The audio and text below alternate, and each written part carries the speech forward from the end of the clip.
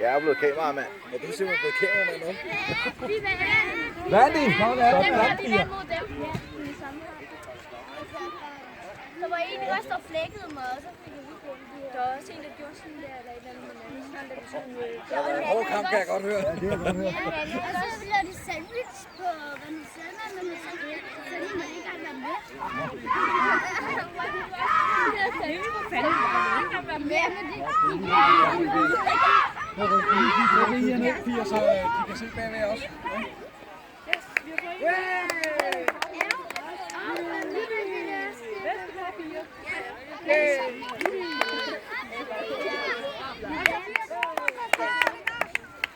Nu skal vi presse det frem, tøser.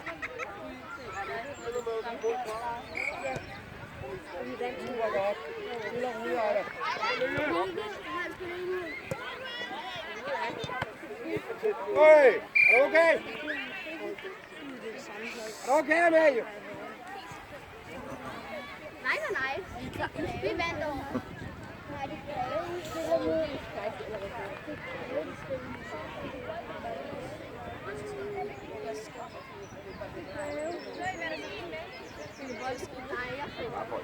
Altså bare. Du var ikke gode, da jeg så sådan noget? Nej. Det var fordi, at...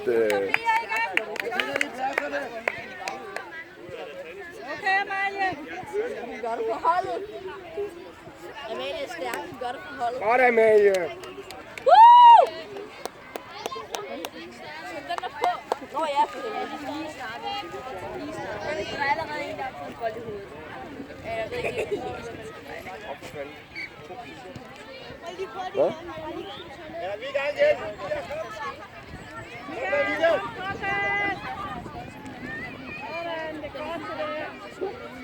Jeg kan komme ind i bolden. Vi står og vente.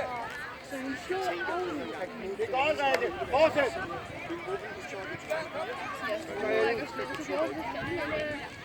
Godt, Ejda. Op med den. Skyd. Vi vil, Rikke. Kom igen, Rikke. Godt, Ellen. Afsted og indover. Godt, Ellen. Kom fra, Rikke.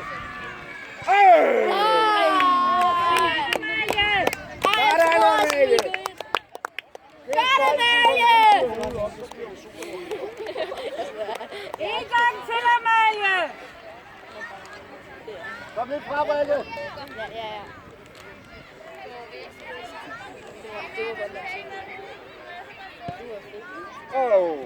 Det er dig, Chili. Det er dig, Chili. Karoline, kom ind på midten. Sådan der. Super. Okay, Amalie. Jeg tænker, at vi optager... Sorry. Kom igen, piger. Det er godt, Karolina.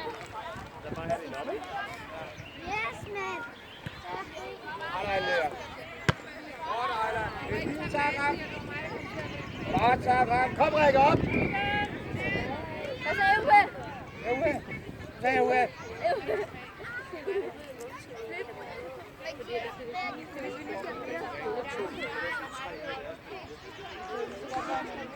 Kom ned, bolden, piger. Nej, vi tjekker ikke. Er det i orden, Ebube?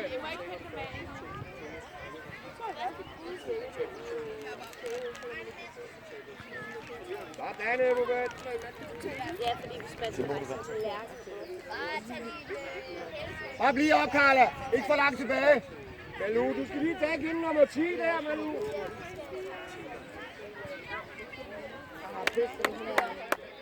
Kom ind på pladserne. Ejla, Ejla, kom med frem. Kejler til helt ind. Op på forreste.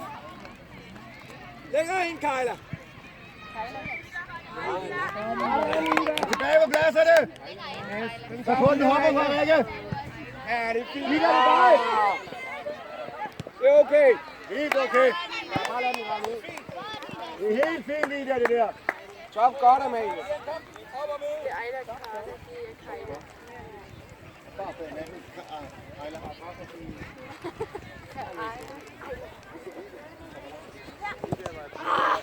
Kom, Karoline. Kom, Karoline.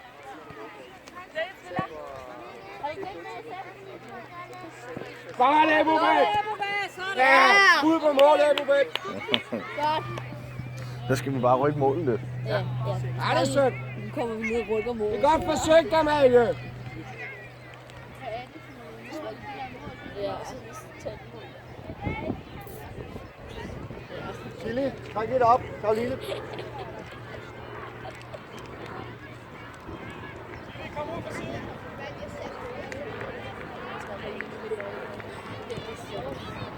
Nej, det er synd.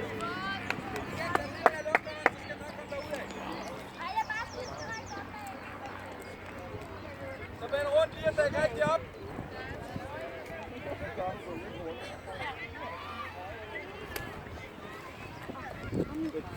For helvede, kom nu i gang. Kom, Ejla. Kom, Ejla. Er det Jon? Godt med nu. Så er det Janne. Det er nogle af jeres trøjer, der Tak ham. Helt op på keeperen. Helt ind foran hende. Der bliver du stående foran hende. Foran keeperen, Sakram. Foran keeperen. Der er skub. Der er skub. Foran keeperen. Foran keeperen. Godt, Sakram.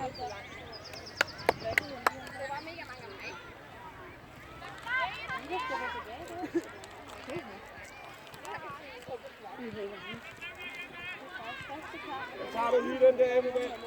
Kom så, Chili. Lige mod mål. Kom, Karoline. Kom, Karoline. Så sov I Nico. Og så oprikke. Super, Pia. Kom igen. Chili, du må godt søge den direkte. Ikke? Godt knække ind i banen derude. Helt sikkert. Nu er ikke at løbe til baglinjen hver.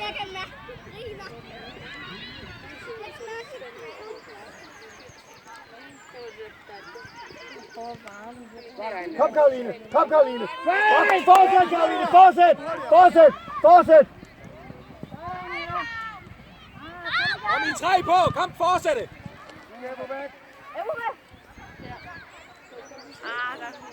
Rikke er der. Sådan, Emil. Kom, Rikke. Kom, Rikke. Super. Kom så, Emil. Godt, Ejla. Eller Karla. Vær tilbage, Pia. Kom nu.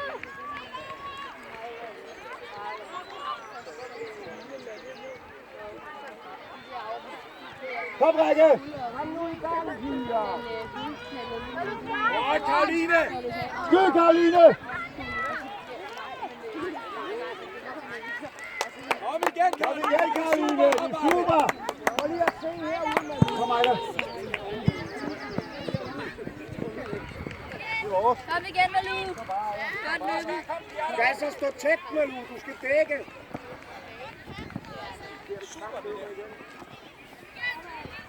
Godt, Annika. Ej, var det godt. Sådan, Ejla. Godt kæmpet, Manu. Sådan, Ejla. Super godt kæmpet.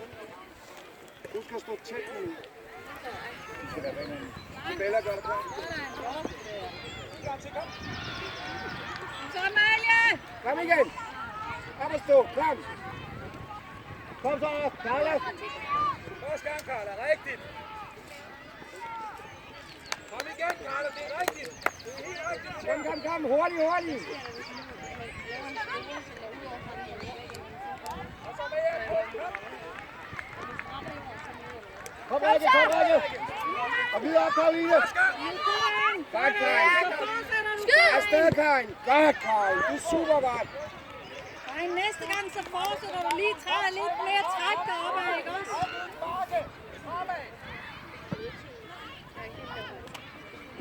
Næste gang, Isabella. Godt, Annika. Godt det der. Op ad Karoline. Godt, Karin. Ræk til den, Malou.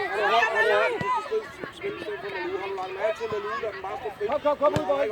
Kom det der, Karin! Sådan, Karin. 2 skud på mål i dag.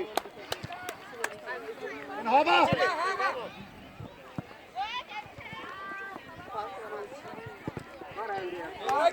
Rigtig fint, Chili. Lammer, må vi skifte?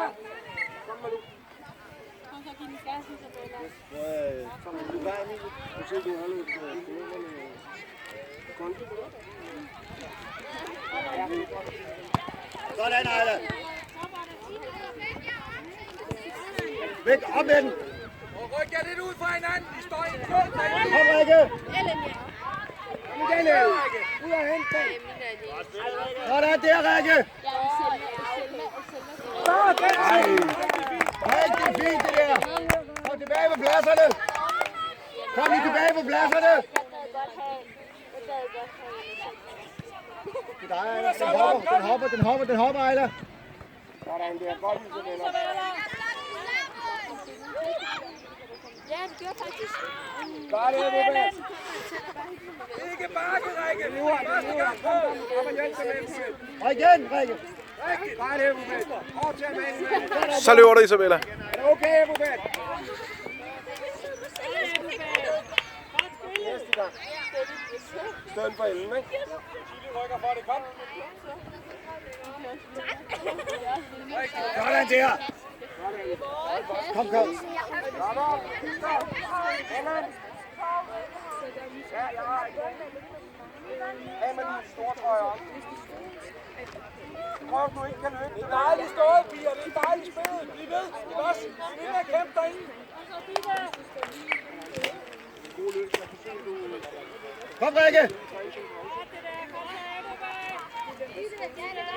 Kom, Rikke. Bliv ved, Rikke.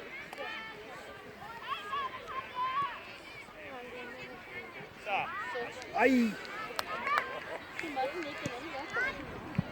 Det er godt, Ejla. Det må I jo godt i hurtigt.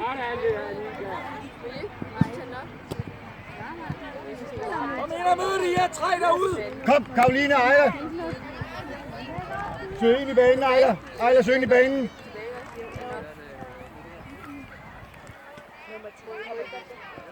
Kom på, Ejla.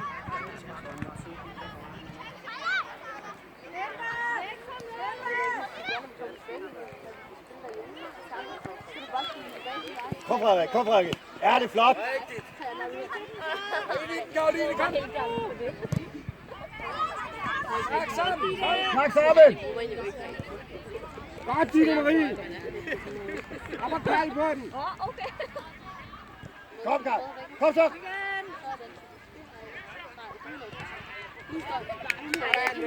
Godt, Greve.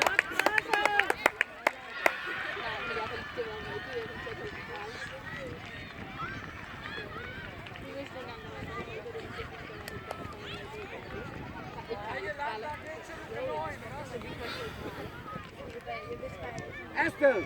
Sådan. Kom igen, op med den. Amalie! Ja, godt, Ejla. Godt, Amalie. Godt, Sara. Godt løbet, Zagreb. Kom igen, piger! Super godt, Zagreb. Kom igen.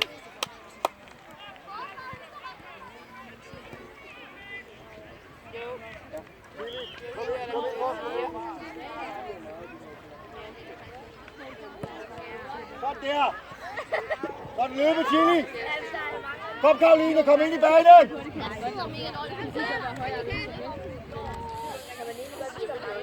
Var det, Rubén? Kom, Carla. Var det, med? Du er alene. Kom, Ejla. Flot, Ejla, det der. Kom så hjem. Fuld plads. Sådan der. Ikke Så tid på. Isabella, det er din! Yes. Kom for Rikke. Ja, vi får et hjerte. Godt tænkt. Chili. Rolig.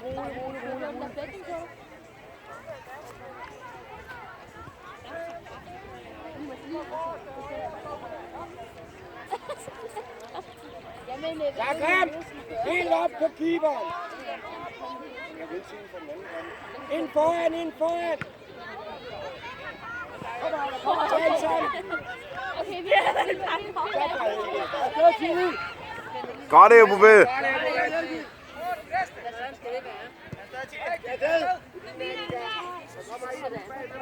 Op og hjælp, Karoline.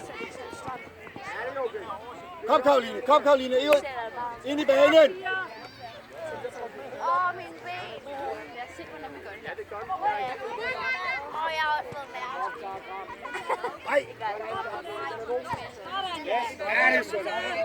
Tag den lige fra hende, Amalie. Den skulle lige have stoppet det. Sådan der. Super, Bille. Kom igen, Karla. Jeg sagde bare, at der var en ordentlig skraldetakke lige noget på hende. Det er lige den der selv, der lavede i går. Rudi, kom nu! Ja, det er fedt. Også dig, Christine. Det går også ind. Så er I faktisk alle sammen dernede. Kom, Rikke. Kom, Rikke. Op. Jeg har også fået rigtig god til at skulderskifte. Kom, Karoline. Skyd op. Det er væk, Karin. Jeg tog 2 målspark. Første gang, Karoline. Og igen, Rikke. Sådan, ja. Alene. Ja, det er godt. Op og tag en kast. Hurtigt. Kom nu. Isabella, tag en kastet. Ja, Ida, din mand. Den mand, du skal dække. Ind og tag imod bolden, Karin. Ikke mindre end det her. Der var til hende. Yes.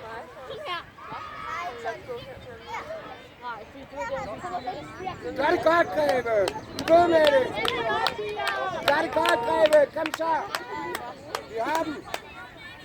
Sådan der. Chili. Super godt, Frede. Fortsæt, Chili. Fortsæt.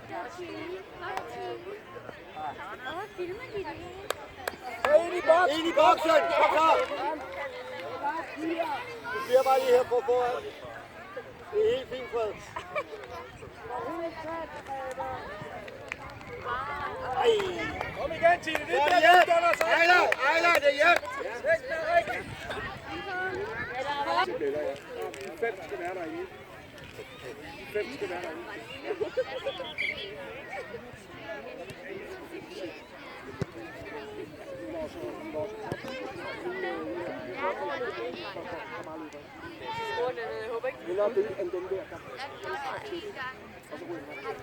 Så trækker vi det lige lidt op. Tøser. Karoline og Rikke.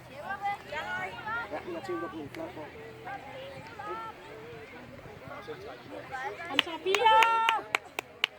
Karoline, kig på 4 foran dig også. Ja, det er okay. Sådan der. Nu sker det igen, Pia. Det er din gang Så, der. Ida! Sådan, Ida. Så kommer vi lidt tilbage. Kan I se det, Greve? Den skal vi lige passe på, den der. Der er Karoline. Sådan der. Den væk står alene! Karin! Kom igen. Kommer. Karin, du passer fandme på hende der, du gør. Annika! Du klister dig til hende, ikke også? Kom lige tilbage, Rikke. Karla, du har træeren bag træeren hele tiden.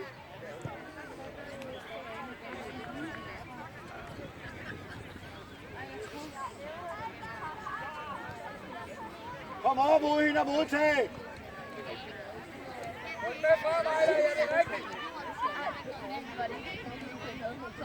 Så kommer der, Rikke. Godt. Godt, Ida. Sådan der. Godt ud i siden med den. Det er i orden, Ida.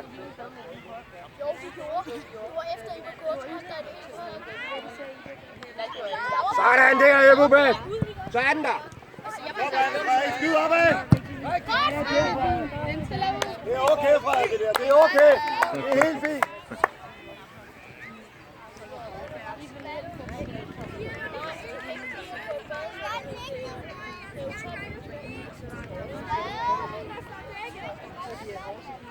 Husk at flytte jer rundt, Greve. Tilbyd jer. Tilbyd jer. Sådan der. Det er okay. Rundt med den. Ja, det er fint. Ditte! Kom, Rikke. Opad, opad, opad. Fortsæt, fortsæt, fortsæt. Godt kæmpet, Ditte. Lækkert. Fornøjelse, Rikke. Så sagde vores træner, det spiller heller ikke særlig godt. Kom, Rikke. Fornøjelse, det der, Rikke. Bliv ved. Kom, kom. Kom op. Fortsæt, fortsæt, fortsæt. Godt, Ebo B. Sådan der, Karla.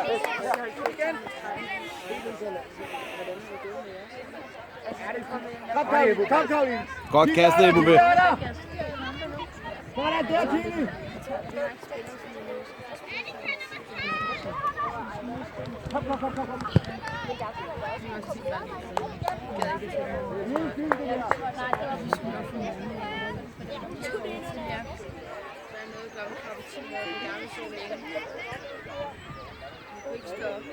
Så lægge, fordi at det er sådan, så ser vi så hjemme ligge under sin madras.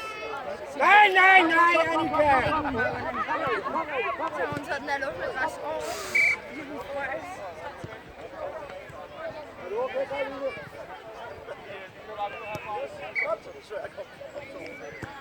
Sådan der. Isabella! Vi ved, Isabella.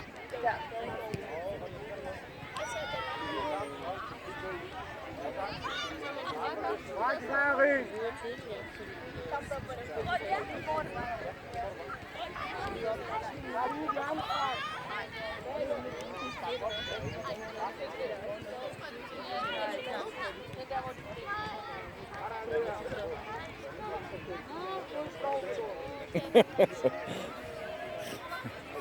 Altså enten skal vi satse på at vinde og spare noget. Altså, Ida står pisse godt på skrættet. Du vil ikke komme op og stå? Du kommer op igen på spidsen, som du har gjort de andre gange.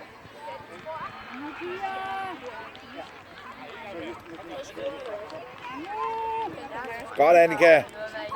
Kom. Sådan, Amalie. Kom, Karoline. Kom, Karoline. Skyd, Isabella.